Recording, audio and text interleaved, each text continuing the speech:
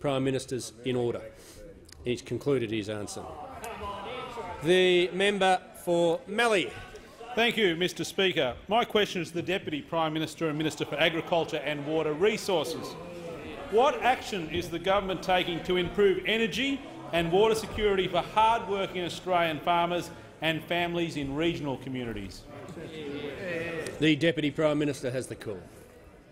Well, thank you very much, Mr Speaker. I thank the honourable member for his question. And the honourable member would know better than most the sort of infrastructure investments that the Commonwealth's been making. In fact, one of the first conversations I had with the honourable member before his election was about $100 million and in excess of $100 million being invested in the Sunraysia modernisation project.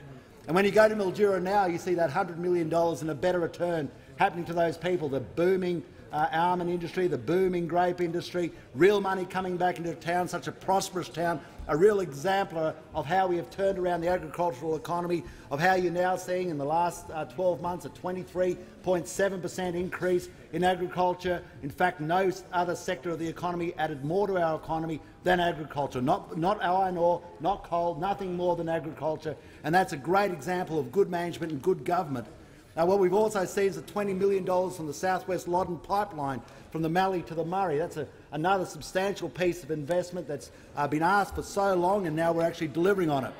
But what we've seen from this government is right back from when the Prime Minister was the Water Minister. His first iteration in politics was $13 billion. $13 billion has been invested in the modernisation of the Murray-Darling Basin and making sure it's environmentally sustainable.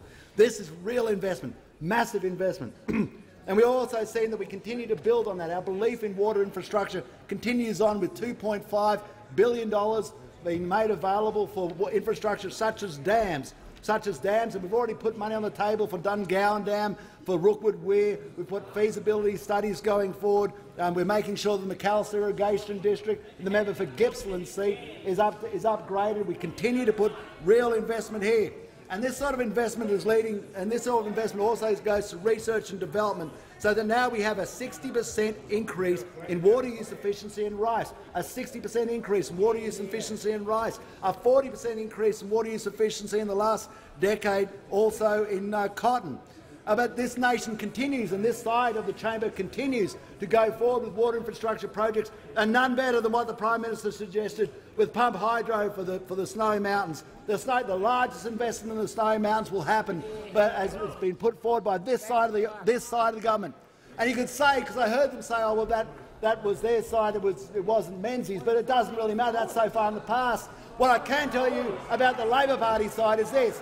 There's only one side that wants to take money out of the dams project, and that is the Labor Party. They don't believe in water infrastructure. They don't have a vision for this nation. They have no vision for this nation.